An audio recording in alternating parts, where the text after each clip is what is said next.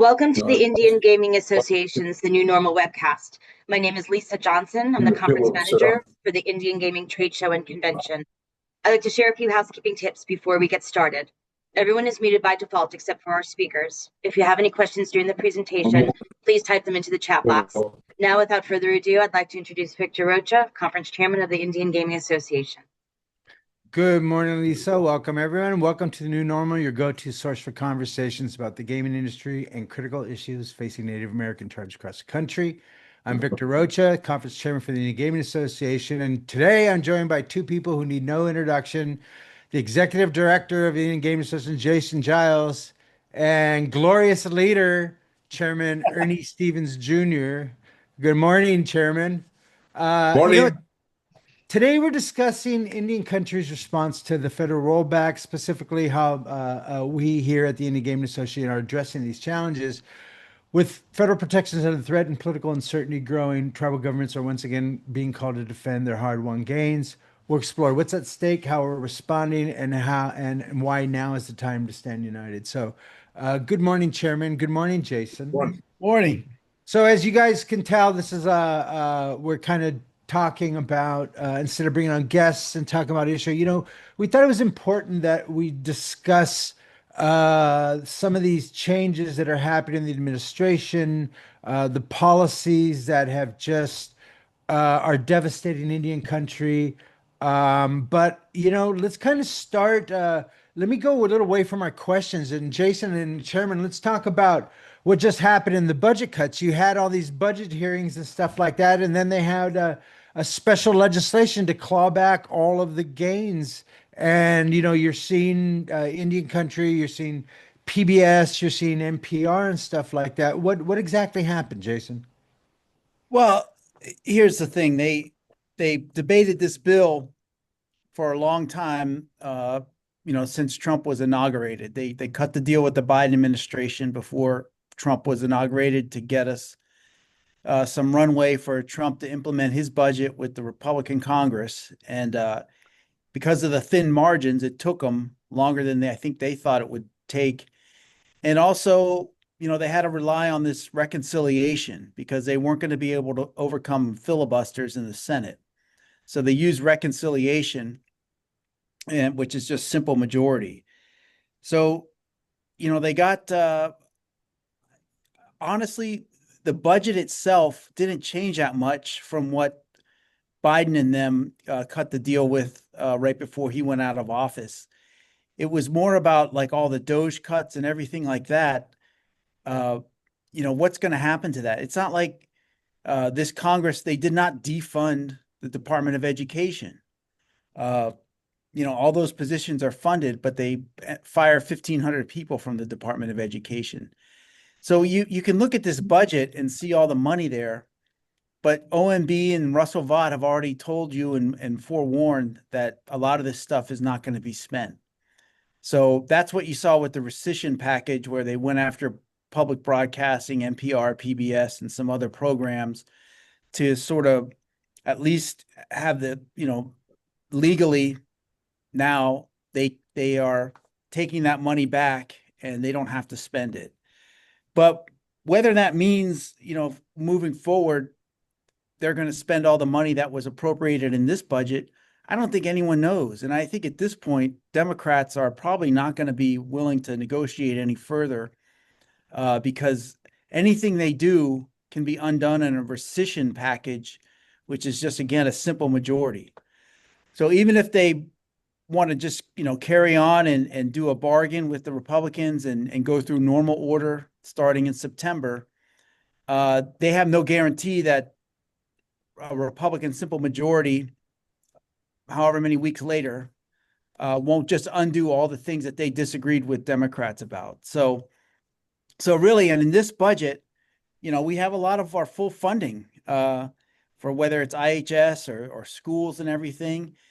But I think the way to look at what they just passed, other than we can delve into the bad things, whether it's you can only deduct 90% of your gambling losses, things of that nature. But President Trump has already submitted his budget for next year, and the cuts are severe and deep. and we'll juxtapose what he's asking for next year with what they just did now in a minute or two. But the challenges haven't changed for Indian country. All our programs are on the chopping block. And normally in normal times when the president sends over their budget to Congress, it's more of a suggestion. It's never looked the same. The president barely gets anything he wants. It's sort of but with this Congress, they just do whatever Trump tells them. So when they send over a budget like they have, calling for 40% cuts at the BIA, and even worse cuts than that in other programs, we've got to take it seriously. And that's really the fight is in another month over what the future of Indian country programs are going to look like. And that battle's already shaping up with discussions in DC, talking with our federal partners. And I think tribes have a right to be extremely worried, especially for education and housing, where that's all going.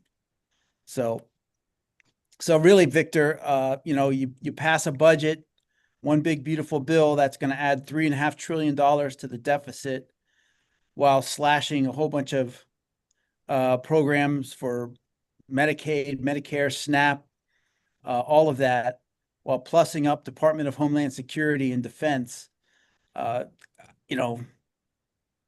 Here's the thing about all this stuff. A lot of it is not going to even go into effect until well into 2026. And some of it is delayed till 2028 in terms of the major cuts, because they're going to give states time to get in these cuts to SNAP and Medicare, Medicaid, the work requirements. So, Republicans are trying to avoid any responsibility for the fallout when people really start to get disenrolled in these programs and start to feel the pinch. And rural hospitals might start closing. They've tried to put it off, at least past the midterm elections. It's very a diabolical bill when you look at it.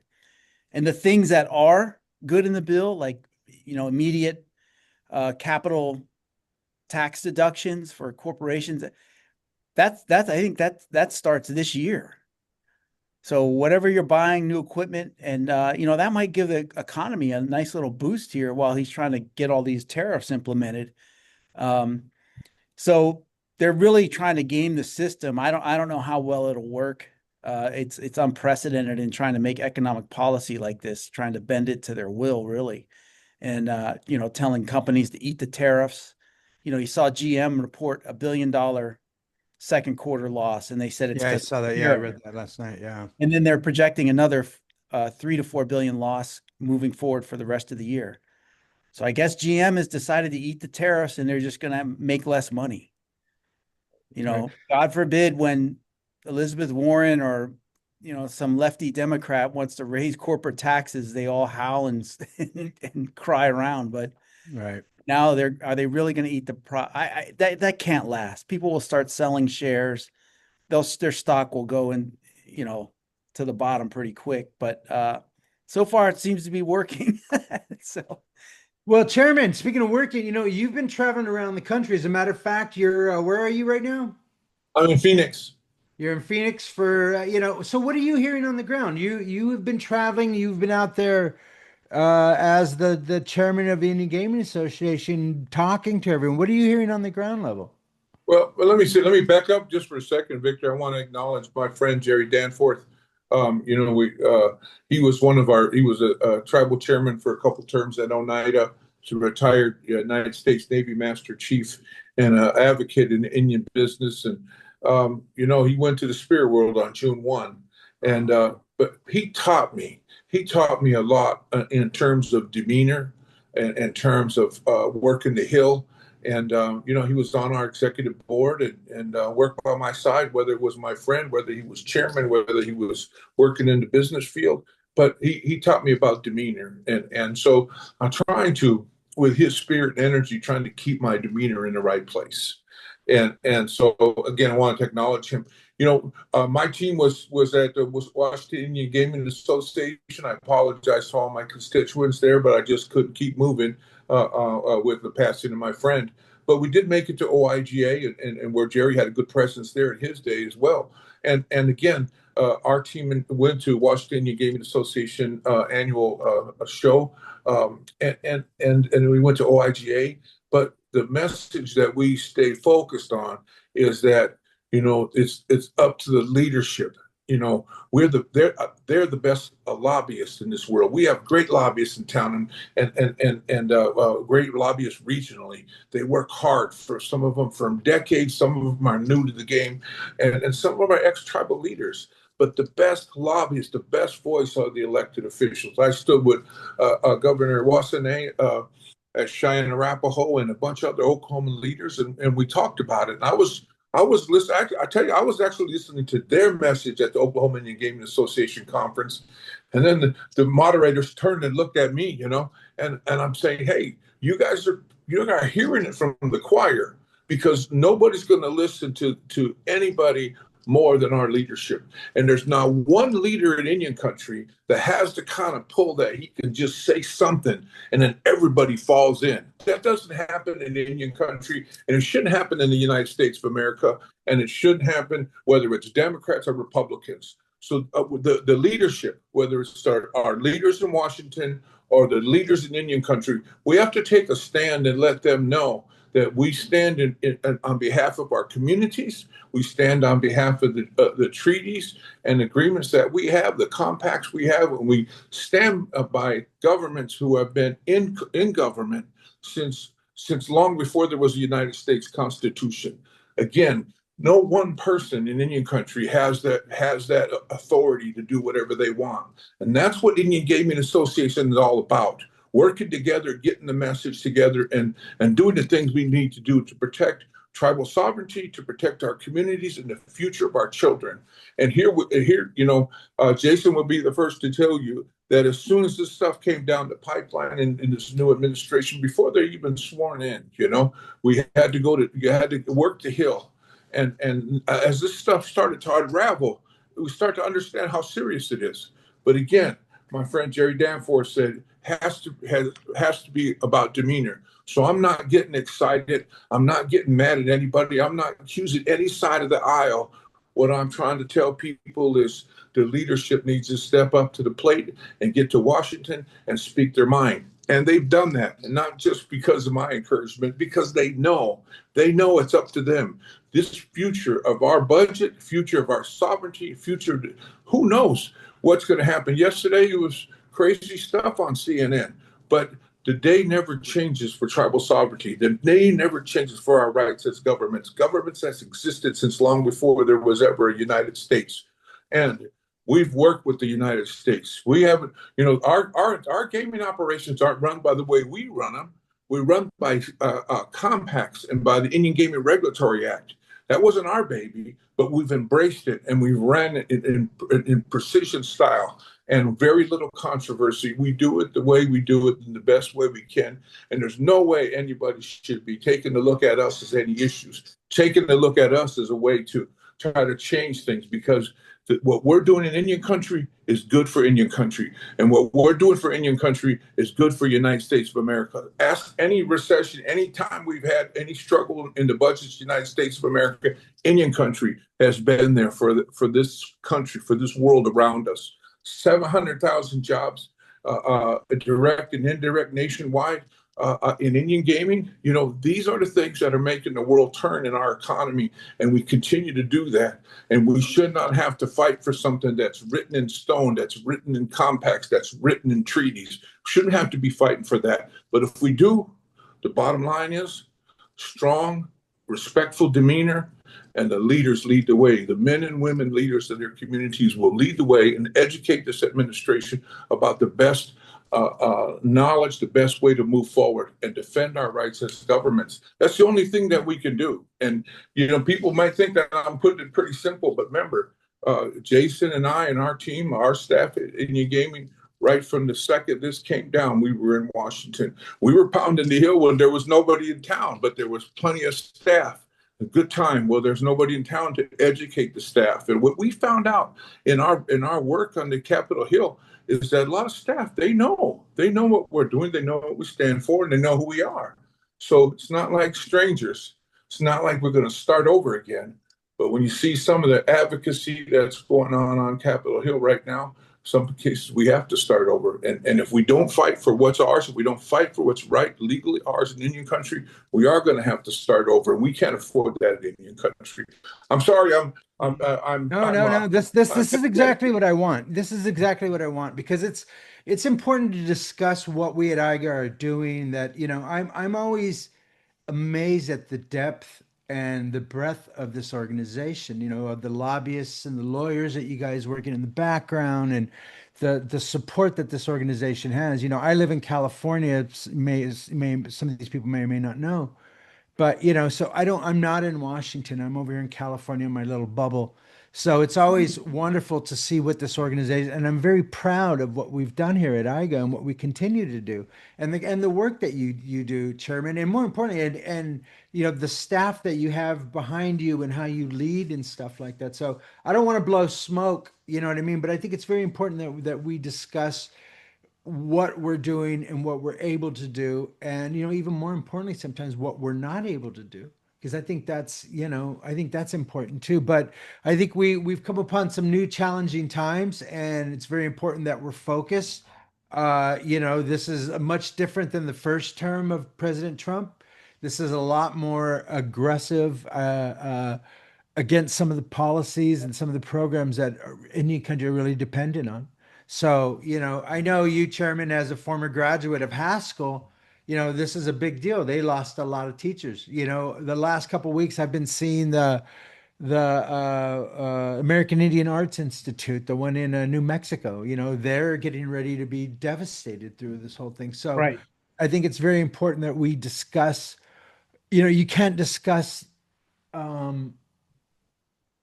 good course of action if you don't know what your problems are, you know. And I think that's very important, that we understand what these issues are in the challenging time, and that's why we're talking about this. And by the way, we appreciate anyone, if you have questions about it. We're this is one where we actually turn the questions back on. We only turned the questions for a short term off, and that was during the sweepstakes stuff in the very beginning, because we had something to say, you know what I mean? Victor, if I could, Yes. Victor, could I just add, you know, I graduated from Haskell Indian Nations University. It was a junior college at the time, as did my wife. All five of my children graduated from Haskell.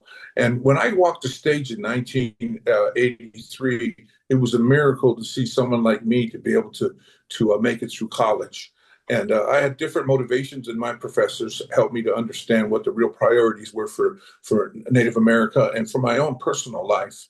And so that changed my whole world. And my grandmother, she was 70 years old when she graduated from college, so she wanted to learn how to document and write. And she did eventually. With her brother, wrote a dictionary on the Oneida language.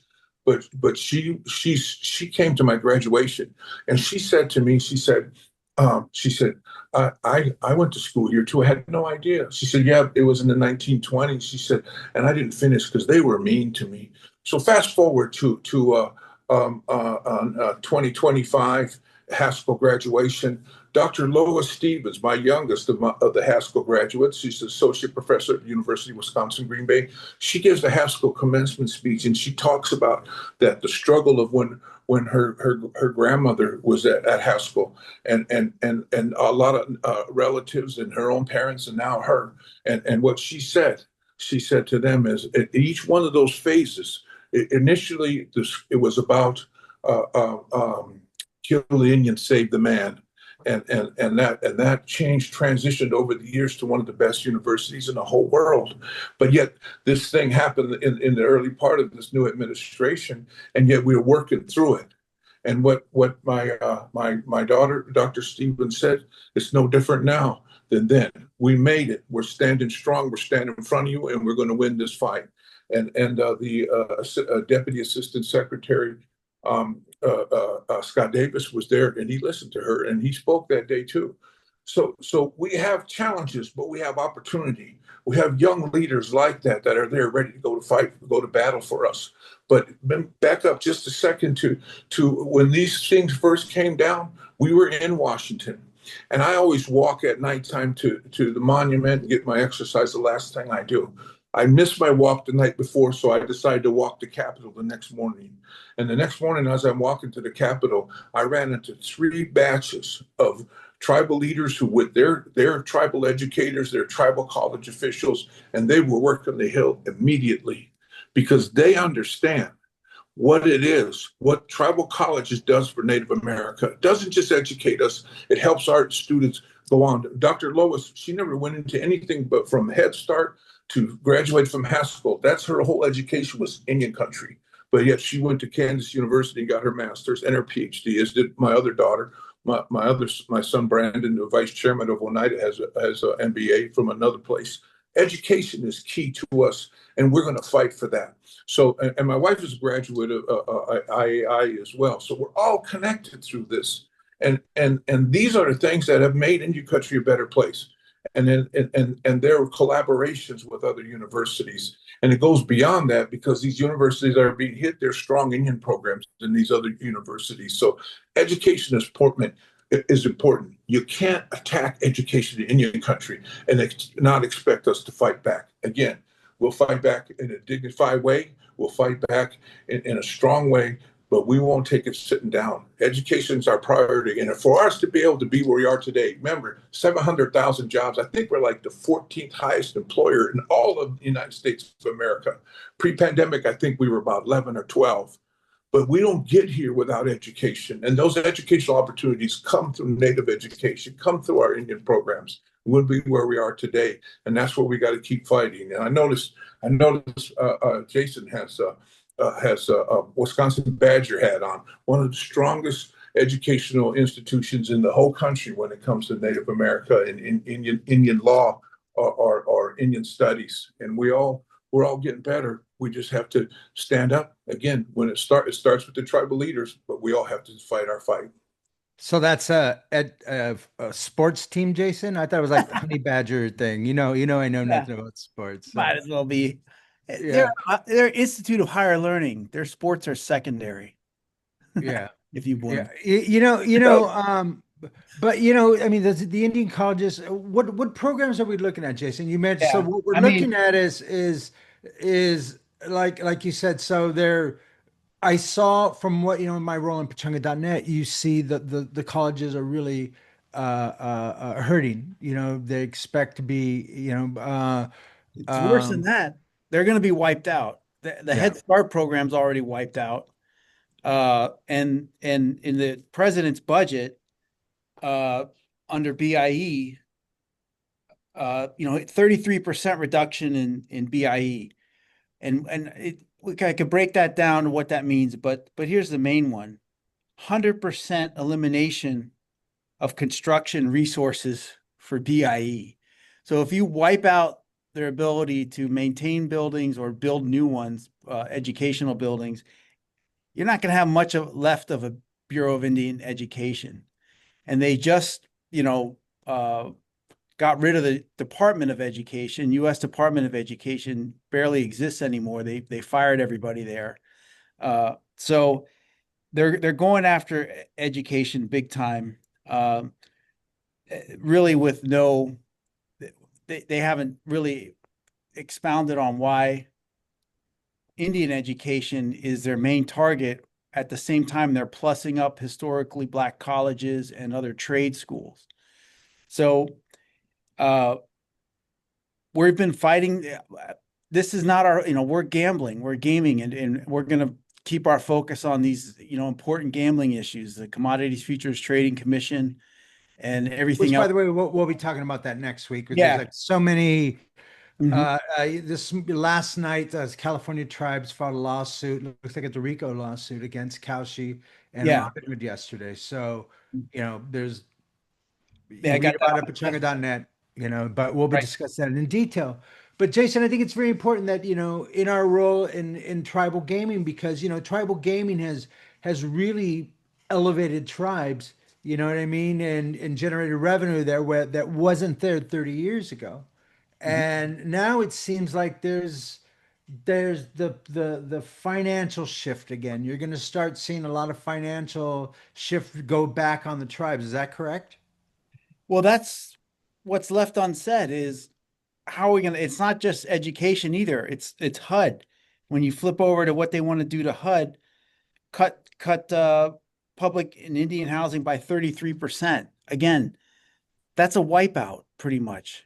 They're wiping out everything we had at Department of Energy, the tribal energy. I just had a program. conversation with Calusa Energy yesterday. I called them up Yes. to talk about what they're seeing and what they're doing. And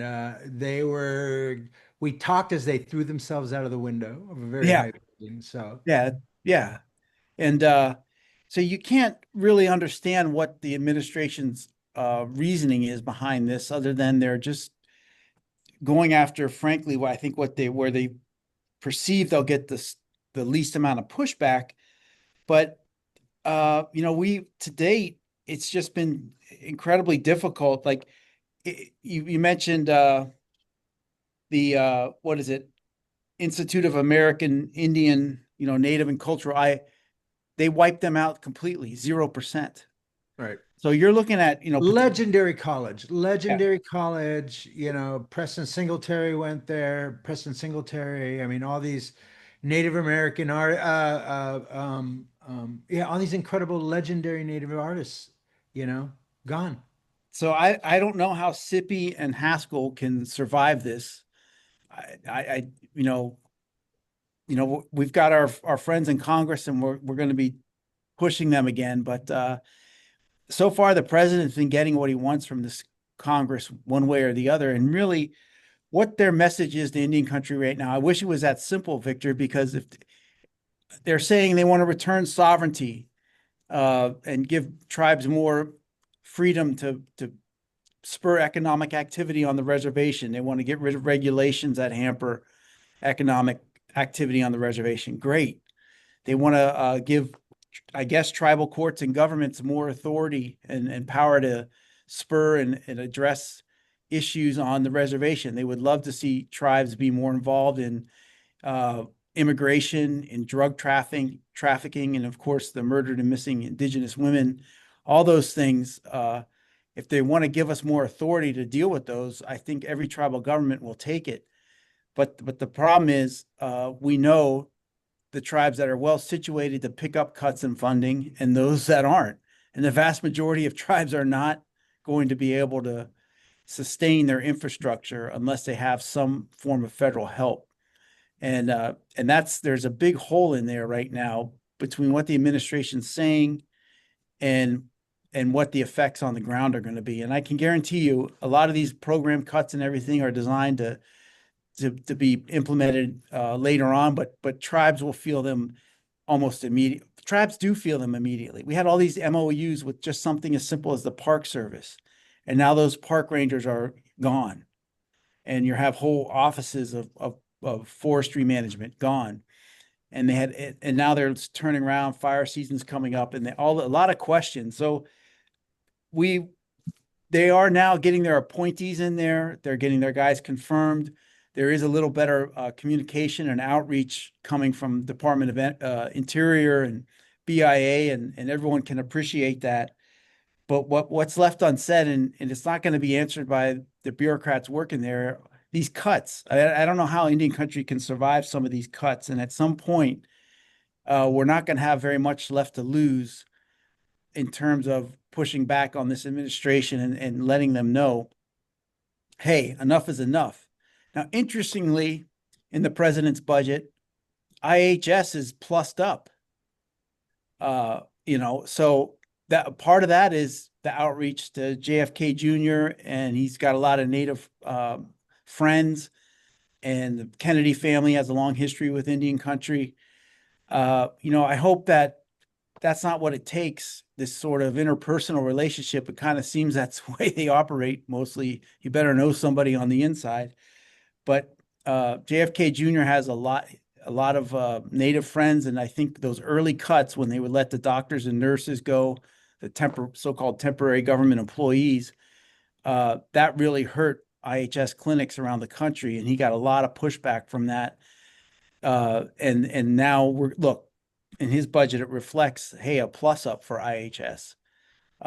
So we've got incredible work to do to get through to this administration that, we just can't afford any more cuts. And if you're promising us the pot of gold after, a couple of years, when you get all these regulations off our back and make it easier for Indian country to secure their own land, put land into trust, free from interference from state double taxation, from governors looking over your shoulder, what's going on the reservations, all that kind of stuff.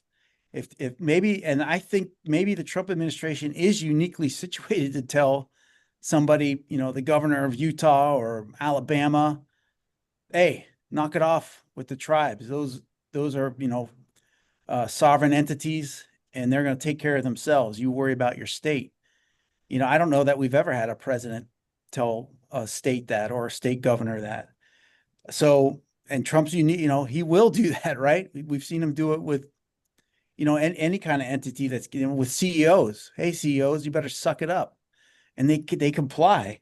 So maybe there are situated, there's avenues here we can take it and really return sovereignty to Indian country. But the lack of money, because money is sovereignty at some point, we can't have, and I don't want to single out a region, but we know those regions that are barely hanging on, and they don't have a big, massive casino, and they don't have a lot of economic activity throughout the reservation, 365 days a year. Some folks are going to be up against it. So, well, as you know, it's a very complex web. I mean, tribes that are closer to city areas will have a better chance. Tribes that are along the border areas are getting massacred right now. Yeah. But what I think one of the main things you're talking about, and this kind of goes to the chairman also, which is unity is very important. Everyone needs to communicate. There needs to be these meetings. I know, like, again, Chairman Stevens is all over the map. He's barely home. If he's not going to these events, he's going to smaller events and big things. So, Chairman, how does unity play? How is unity? What does that mean for you? Well, unity is is why we survive. Unity is where we're at right now. And I think it's important that, the leadership, they're out there and they're working together. When these things happen, especially like even the pandemic, we came together. And right now we have to come together. And that's been our message, that we have to come together and stand together. And that's the only way we're going to survive this thing is working together and making our voices known. So I think, I'm not one for really thinking that I got to have a real personal touch in there. And I like to really rely on the Native America's connection with the Kennedy family. But I don't want to call any personal favors into anybody. I want to be able to do like I expect everybody else to do. Just get in there and educate. Get there and tell them the impact we have. Get there and tell them how it impacts us. They have to be humane. They have to be smart. They have to be legally responsible to our treaties and our compacts and our rights as government. So I think that's what the one thing that makes me nervous, especially when it comes to IEI, and I go down the list of schools. I'm not going to make that list because I don't want to highlight any of them to any cuts or anything like that. But these schools have changed the world for Native America, and education and training is what's made us so strong, made us so influential, allowed us to be able to take our gaming resources and let them impact not just our members, but we plan for 7 generations. So we plan on our grandchildren having these opportunities, if not more, when they come of age. Again, I brag about my kids because I love my children and they worked hard to get to where they are today. And Dr. Stevens, she's having a great impact. And I think it's important that we utilize our education and training to change the world. And we've done that. And I don't know if it's a coincidence that's where our shortcomings, that's where some of the challenges are, where they want to close our schools, they want to devastate our educational opportunities.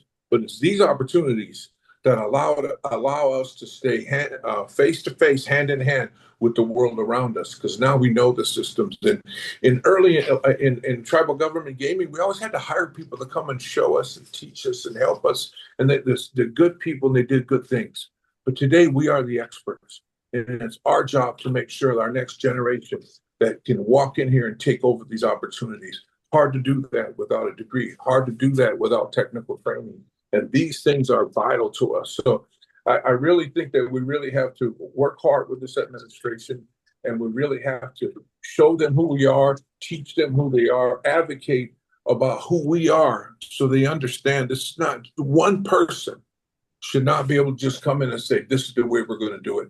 And again, I'm not going to disrespect anybody, but I'm going to stand up to anybody that comes at tribal sovereignty, that comes at our education, comes at our health and welfare. I'm going to stand up to them. I'm going to talk to them. I'm going to talk to them like Jerry Danforth would expect me to, like a gentleman, like a warrior, but I'm going to be strong. I'm going to be strong for Indian country. And that's our chance. That's our battle right now. The tribal leadership, they need to get to DC and educate. They need to get to state capitals and educate.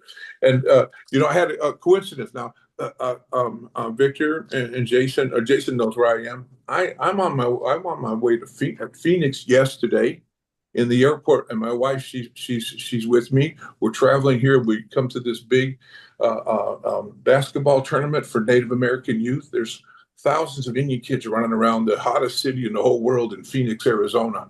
And they're playing, but they also are getting education. They're also learning from one another and building relationships. And so I'm in the zone today and throughout the week, and I'll be making some visits as well. But as we're in the airport waiting for our flight, here comes the vice chairman of the United Nations walking by us at Chili's.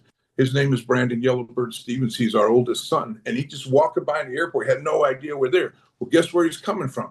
He's coming from Washington, D.C., and talking with Democrat and Republican leaders. He's showing us pictures of the senator from South Dakota and telling us about what he was doing in Washington, D.C. He's on his way back to Oneida. These are the things we have to do. We have to keep pounding the hill. And it's important that I'm not just proud of my son. I'm proud of every tribal leader that hits the hill in Washington, D.C. And there's tribal leaders in Washington, D.C. right now as we speak. Again, that's our chance. That's what we have right now. The warriors are our leaders, men and women warriors from all over Indian country. Chairman, let me go through my questions here. So, as chairman of the Indian Game Association, how are you advising tribal leaders to prepare for the uncertainty of a possible government shutdown right on the horizon? What are we talking about, Jason? We're talking about there's a lot of talk about shutting the government down for these what are they called again? CRs, right? Yeah. So Chairman, what are your recommendations? Yeah, been there and done that. We've been there and done that, and we're ready to hunker down. But I think it's important that we advocate to the leadership to understand why it's important for them to show leadership and get through this stuff, because America's a better place if we put our minds together. And that's the same thing that I've been advocating with our leaders. So if they want some help to help understand, they can reach out to us, because we've been doing this forever, for this time immemorial, trying to hold our communities together and hold our thought process. Yep. Yeah, no kidding. I mean, this is something that we do know about, which is hunkering down. So, what are we talking about, Jason? Yeah, I mean, that's the word on the street now is if anyone recalls, the Democrats didn't have to do a CR back in December with Republicans. But Schumer and them said, well, we can't afford a government shutdown because it's going to empower OMB and the new Trump folks to continue, and Doge to continue to fire people and get rid of people. And if these workers are out on a government shutdown, there's no guarantee they would get back pay. More people might leave the government, which is what they're ultimately after. This time around, I think Democrats are realizing there's not much interest in them being bipartisan for the budget, because whatever they hammer out with Republicans can be undone with these rescission packages, which is a simple majority. So it's like, a double cross. If they negotiate in good faith with Republicans, avoid the filibuster, and then they all get a grand bargain bill out the door, for Trump to sign, OMB is going to come back with a rescission package to take out all the stuff that they don't want. And that's just a simple majority in the Senate to pass that. And they just got that by defunding all the public radio and public broadcasting systems. And you had multiple senators. FEMA. Yeah, FEMA and Department of Education. You had multiple senators saying, I don't like this. It's going to hurt my state. And they voted for it anyway. And then now they're saying, we'll deal with the fallout later, but president said he needed this. So again, there's no one standing up to stopping these cuts right now. And, we have a broad coalition right now that's writing every day, writing letters and trying to meet with these folks. What is the end game here? If you're really going to, I can't believe that Senator or Secretary Burgum is in favor of another 30% cuts at Department of Interior. I don't understand where they think that that's going to help Indian country or the more rural areas of the country. So we'll continue to talk with them. But the point you're bringing up, Victor, is there could very well be a shutdown from October and folks are predicting a prolonged shutdown. But there again, Victor, there's no guarantee in a prolonged shutdown whether a lot of these employees stick it out because they're not getting paid. They probably won't get back pay. And, you could see another mass exodus of federal workers from the workforce if there's a mass shutdown. So, but I think Democrats are finally waking up that, there's not much they're going to get out of compromising anymore with anyone. And maybe Murkowski and Collins are waking up to that realization as well, that, they can sit around and hand wring and say they're worried about this and that. But every time they vote, they vote for it. And they're going to reap the benefits of it. But it could be a prolonged shutdown next year. And they're saying the only way to avoid that is a year-long continuing resolution that takes you up to the 2026 midterm elections. But that's going to give a lot more power to OMB and what they're trying to do with, no one's ever explained. I mean, maybe I need to read Project 2025 again. I don't understand cutting all these agencies in this manner down to where you basically have a lot of non-functional. You need to read it. You need to read it in its original German because there's some nuances that you don't get in the translation. Oh, okay. Yeah. Exactly. So, so where are we now? So we know where I think everybody at this point knows that we have. How is this going to affect tribal gaming? Well, I think that's pretty obvious. I think this creates some economic uncertainty. I think people are going to be just kind of what we're saying right now. Tighten your belts, hold on in October. And by the way, we're almost at the end of July right now. We're going to be entering August, September, October. So it's right around the corner. The end of the summer is almost here. Right. It's a month away. They'll get back after Labor Day and start debating next year's budget. Well, and that's the other thing. They just checked out for the rest of summer, right? And to avoid the whole Epstein thing. They just moved on until they come back and stuff. But is that an opportunity or is the shop closed? The shop's closed right now. I mean, not our shop. Yeah. Well, that means tribes have to do it at the grassroots level is what that means. You know what I mean? Back home. Have to do it. You have to do it back home. You have to, unite with your tribes. I saw someone talking today on Twitter about California tribes, about the lawsuit that just came out yesterday about Kashi, last night, actually. Mm-hmm. They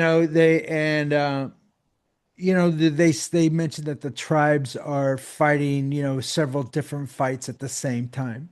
You know what I mean? And so I think that's Indian country's ability is to do several things at once and to do them well. I think this is a time where it's very important at the grassroots level that the tribes at the state level talk with their congressmen, talk with their legislators, making sure that it's done at that level. That's where the groundwork has to happen. Is that correct, Chairman? Yeah, I think, Victor, it's really important to understand where we're going. and that's why our voices need to be heard. And if you look at it from I was talking about Dr. Lois's commencement speech. That aside, there's several hundred graduates from the Haskell Indian Nations University every spring. Is huge. I gave the commencement speech at the College of the Menominee Nation. My daughter showed me how to do a good speech in 10 minutes, and I did actually 11 minutes. That was a miracle for me. Never call me. Yeah, but I think it's important what I told those graduates is that they've made it to the next level here. Now it's their time to lead. You don't have to be a chairman or an administrator or a GM.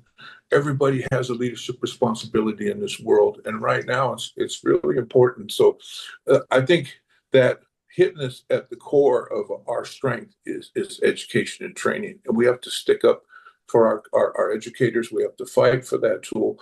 But I mean, just think about the last CR we had to go through. I mean, I could still, my father's been gone a year now. I could still go to the health center and see my daddy. They pick him up with a machine that, wouldn't even be available to him. And they carried him to the wheelchair, and they fed him. They had TV for him. They had physical therapy for him. My grandmother passed away a few years ago, as did my mother-in-law.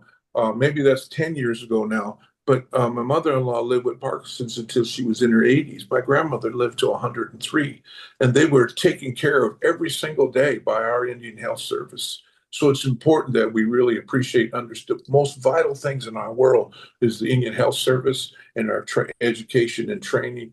You talk about HUD, hey, I grew up in some pretty rugged housing, and I grew up in some tough situations. And the HUD houses took good care of me and my family. They weren't the fanciest, and they weren't the biggest, and they broke a little bit, but had a lot of regulations, but had a roof over my head. And I think that's the real important thing that we appreciate as we go into these uncertain times.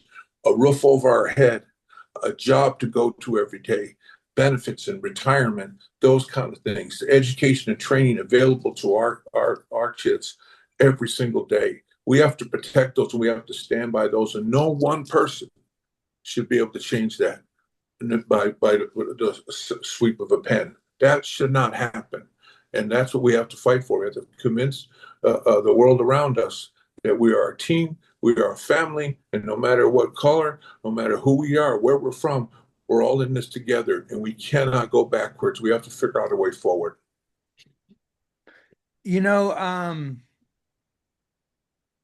That's always been our strength. I think the irony here is that, the lifespan of the Native American has changed and grown since tribal gaming has been involved. And then you're looking at the average lifespan of the modern American citizen, and that has dropped. You know what I mean? And that's just a real irony of all this. So, gaming has, we're going to keep fighting for the rights of the tribes. We're going to keep making sure our voice is heard. I think we're in very challenging times, and I think it's important that organizations like IGA are here as a resource for the tribes that are out there. And I think, that's what we're here for. If you need us, if you have questions, contact us. I think, Chairman, one of the things that I've noticed knowing you as long as I have is that one of the things, your gift that you have is your ability to get on an airplane and go to where the people are and to hear and make them feel that they're being heard. I don't have that gift. I think I'm amazed. I think if I remember right, you have over 3 million miles. Am I correct? I think it's a little more than that. I think it's 5 minutes. And people really think that that's a prestige, to I stay don't. in a hotel. I don't. And I get upgraded. I got so many miles. I get upgraded regularly, But what they really don't know is that I've had my friend, my wife. We've been hanging out since we were teenagers. And my favorite flight is the one that lands on the Oneida Reservation, and I get home. But my wife and my children are the first ones to understand. They've all grown up in this. Dr. Lois was a little bitty girl when I started traveling to doing this, and they understand, and they've all seen it. Their lives are doing the same thing. what is may not well have Ernest Stevens III is a former tribal council member that works in gaming. My son Brandon has been on the tribal council as a councilman, now his second or third term as vice chairman. Been on for 16 years. You know, that's an eternity for leadership. And so I think it's important that, you know, we all understand we all have a leadership responsibility. And for me, their support, my community support, my family support for what I do, you know, I love Washington, D.C. because I worked there. I love my team there. And when my father worked there under the Nixon administration, they created some great change. And I've asked the previous Trump administration to do the same thing. Do what they did in the 1960s to better Indian country. Understand what they accomplished in that era, because it's still relevant today. But when my father worked the Hill in those days, there was hardly nobody around. You didn't have the kind of teams. Today we have teams. And today we have to call on those teams to come together, to work together, to educate this administration. That's the most important thing that we have to do. And I think that's what we're doing. And, you know, Jason can call on anybody. They have a new delegation of folks at that administrative level that are creating dialogue in the heat of this moment. They are working together with our sister organizations in Washington and throughout this country, our regional organizations.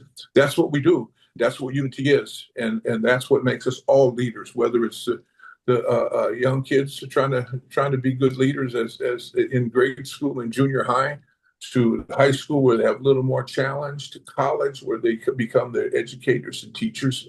Everybody has a leadership role. And today we need it now more than ever in today's world. So nobody's off the hook on this one. But again, we rally behind our elected tribal leaders throughout Indian country. I'm blessed. You know, Chairman, when I was a kid, you know, all the big cities had these Indian centers. You know, my first job was at the San Bernardino Indian Center. And when you were, as a native, you would get to these cities, you would go to the Indian Center because that's where you could find to make sense of the community, you know what I mean? To find your people, to have social services, and you know, in a lot of way, IGA plays that role now. You know, instead of a social service center, you go to Washington D.C. and part of your legacy, if I may be so bold, is that you have that big, beautiful building in Washington, not big, the building in Washington D.C., which is a place for Native Americans where they can go and you can get your bearings and you can understand. And you know, it's our job to work with this administration. It's our job to work with Congress. It's our job to understand them. And so I think that's very important that people know that there's a place in DC that you can go besides the National Congress of Americans, but the Indian Gaming Association has a beautiful building in Washington, DC that's there as a touchstone that you can help you understand what the challenges that we are facing. Now, we have a question here that I think is very important that's saying it's an anonymous attendee, and I'm going to break my policy of not answering anonymous attendee questions. But given all these cuts, what do you see as the first right steps to take in DC with other elected officials? What would change their minds here? So Jason, you know, I don't think there's one person unless you're talking to President Donald Trump. I think, you know what I mean? And we're looking at a very, politically speaking, a very transactional administration, right? Jason, when you say it's correct? Right. Oh yeah. Yeah, for sure. If there's some kind of strategy behind all this, I'm not sure what it is. They said they were going to cut the federal government because our debt is out of control. But yet in the one big beautiful bill, they add $3.5 trillion to the debt and also raise the debt limit ceiling $5 trillion. So Trump has another little bit of a cushion to even make the deficit higher. So, okay, we either are or aren't addressing the deficit, these cuts. There's not a lot of ideological or strategic thinking, as far as I can tell, behind, you know, wanting to gut tribal colleges. These tribal colleges are a lot of them are mostly trade schools or, you know, 2-year degrees. And that's exactly the kind of stuff that this administration said they want to get back to. They want to have a resurgence in manufacturing and the trades in this country that have, you know, been shipped overseas. our tribal colleges are ideally situated to fill that gap and churn out, electrical engineers and whatever they might need to meet this new whatever they're trying to do to bring businesses manufacturing back to the country. So I don't that's the problem that the attendees, like, who can we talk to?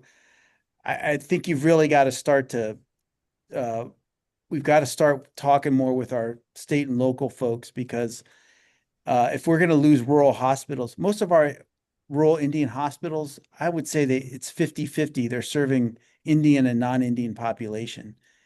Our Indian health clinics have been a boon for our non-Indian neighbors, and the tribes are happy to help out with allowing anyone who needs medical care to avoid a 2-hour drive to the next major city.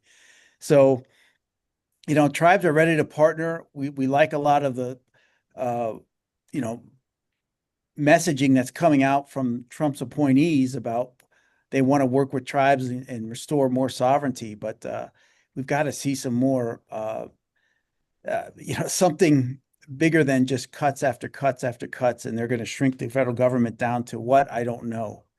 I don't know how this, again, Victor. So to the gentleman's question, I suppose we need to talk to Donald Trump himself, like you said, and but even then, because Congress right now, we know the ones that are going to help us, and we're going to keep fighting and lock arms with them, but they haven't stopped any of these cuts. That's the sad part of it. Since we've been working on this since Christmas time, everything bad continues to roll out and continues to happen. And we have this Coalition for Tribal Sovereignty.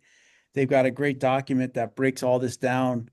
I'd love to share it with folks, but we're going to have to find a way forward. Yeah, Lisa, do you have that thing? Can you post that document? We're about ready to go. I apologize. Oh, okay. We meant to get Shoot, this yeah. earlier.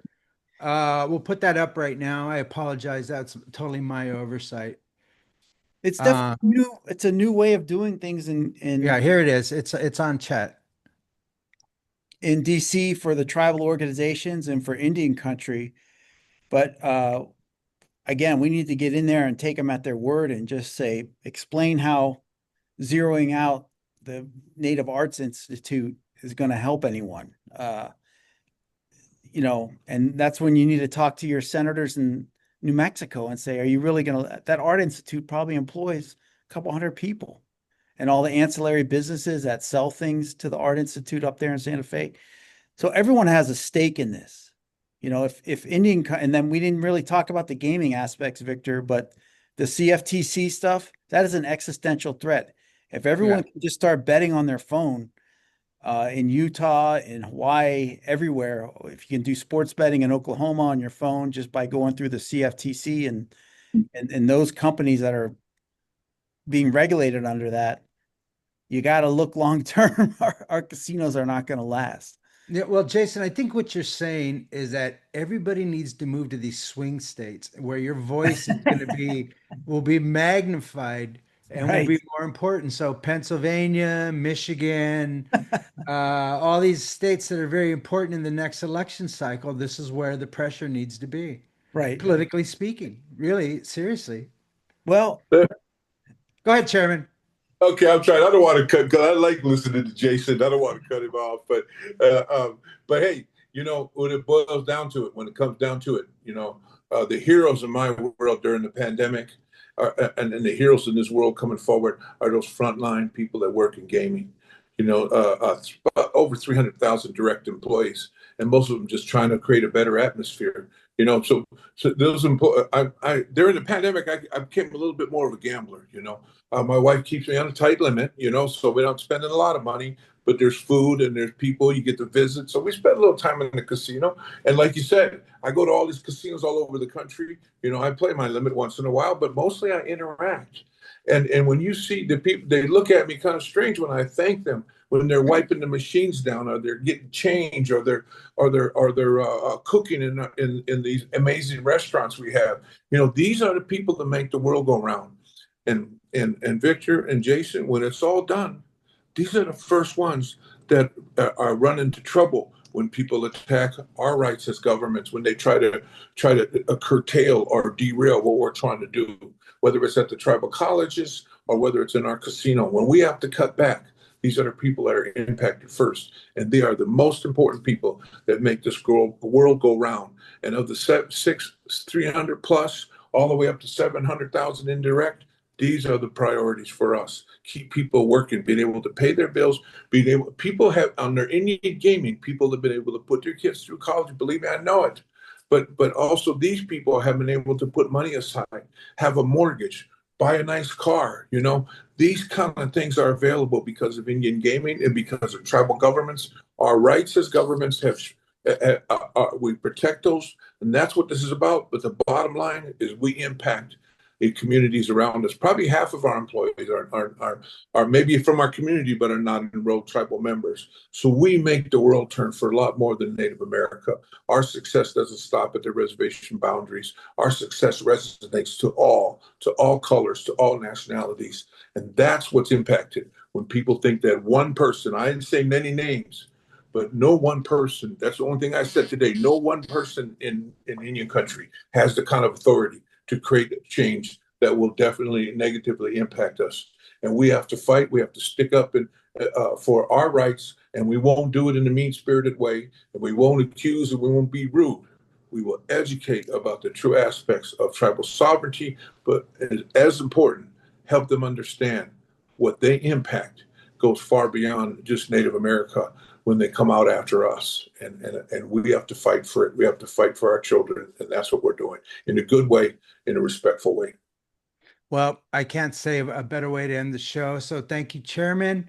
Thank you, Jason. That was a really good. And again, really, if you guys need help, you need more questions, give us a call, send us an email.